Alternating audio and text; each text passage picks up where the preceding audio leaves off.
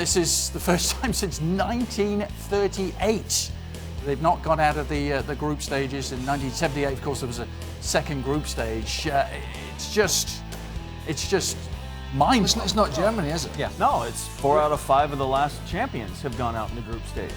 And I don't know if it's a case where you're thinking, well, we're going to do everything the same because we won it, and that obviously worked. But teams have to start realizing that you got to make some changes. They haven't been good enough at all, have they? Mm-hmm. The warning signs were there in the first game against Mexico. They got away with it slightly against Sweden by the 94th minute winner by Toni Kroos, but they didn't play well then. And they were poor again today, really slow, laborious. The creative players, the Ozils, the Werners, the Draxlers, I know he wasn't there today, but they didn't do anything. They haven't got any firepower. It's a really worrying time for Germany, actually, looking forward to the Euros in a couple of years, looking forward to the World Cup, because these main men, the Krooses, the Ozils, they won't be there in 4 years' time. They arguably shouldn't have been there this time, the way they played. And there's not a lot of depth coming up behind them. Well, we talk about, we've in the last 24 hours, we've talked a lot about Sam Paoli not knowing his best team. This is a guy who's won the World Cup, Jogi Löw, and he certainly hasn't had a clue what his best team is in this tournament. You had Plattenhardt start, and then you had Hector. You had Hummels, okay, he was injured, but Rudiger came in, then it was Süle. You had Khedira sitting out, you had Rudy coming in, then you had Gundogan coming in, now he sat out today. You had Brandt, Brandt looked as if he was going to be the best bet and hardly played. Draxler was dropped, Ozil was dropped, then he came back in, and Thomas Müller was on the bench. I mean, this is absolutely bonkers from a German point of view. And Leroy Sané's on a sunbed. And you're hoping that all your attack is going to come from Kimmich, overlapping from right back. Let's go out to Raph Honigstein, a man whose beard is probably bristling as we speak. I can only imagine. Raph Honigstein has been, of course, following Germany for so long. Actually wrote a book about the reboot of German football. You might have to write part 2 after this, Raph. But honestly, I know you weren't even at the game today against Korea. You're there in Moscow with Brazilian fans filing behind you. How do you begin to explain what happened to Germany today? Well, the inquest will be long and hard, and of course all sorts of different things come up, lack of commitment, attitude, a possible split in the team camp, which I don't personally buy, and of course selection issues.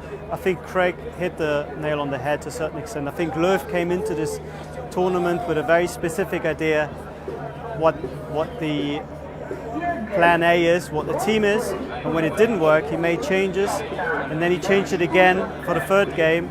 And Germany never really settled into a rhythm. They never really looked as sharp and as young and as energetic as they did a year ago with a very fresh and experimental team here.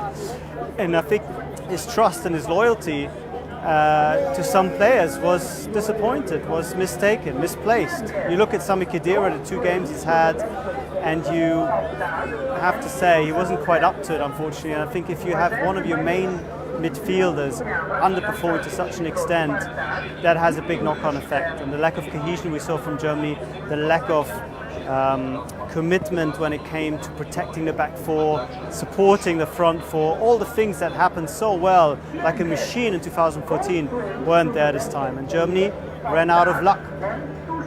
Felt a bit for Toni Kroos in this German team. He's an absolutely wonderful player. And in all fairness, he wasn't at his best, but he's got such high standards. But every time he got on the ball, I felt something might happen. Yeah. When Brandt came on in both games, I thought something might happen. But when the Ozils got on the ball, even today, I mean, he wasn't the only one. There was probably half a dozen of them, but he's the big one.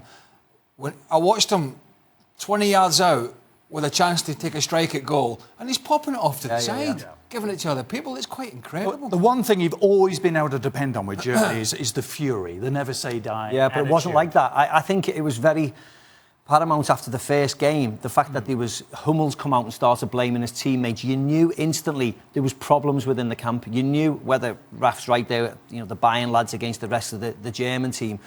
But Hummels and Boateng were blaming other people. Somebody else was blaming the defenders, and that's unheard of in the German camp. You never hear whispers coming out blaming your teammates. It's not my fault, it's their fault. We needed more help, people running forwards. And it just carried on from there, didn't it? It just absolutely carried on. To be honest with you, they didn't even really have to come out and say it. You can see it on the field. how there are lines of this team that have 20 yards between each other. There is no real connection between one and the other. Today they lose the ball, and in South Korea, if they were any better on the counterattack, they would have won this game 5-0.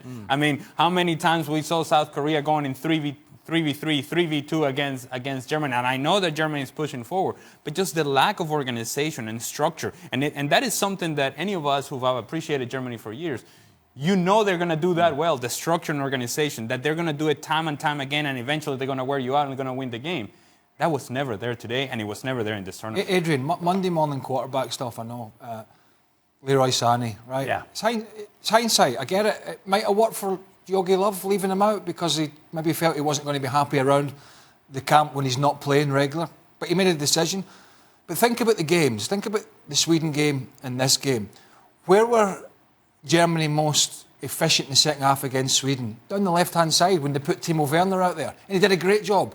But he's not a winger, he's a striker. That's where Leroy Sané plays. They bring Gomez on today. What were they looking for? People to get in behind the fullback or people to get early crosses in? Yeah. Leroy Sané's not there. You can't rely on Kimmich all the time. He's a great player and he's done really well in a hard team to play in. And he's bombing forwards all the time. I know defensively with the ball, but the onus was on him to get right up as a right winger almost and get crosses into the box. You can't rely on your right back to do that but then continually. But then it shifts your defense all around. So he's in a bad position. It's not like your midfield is working extremely hard to get back and cover for him.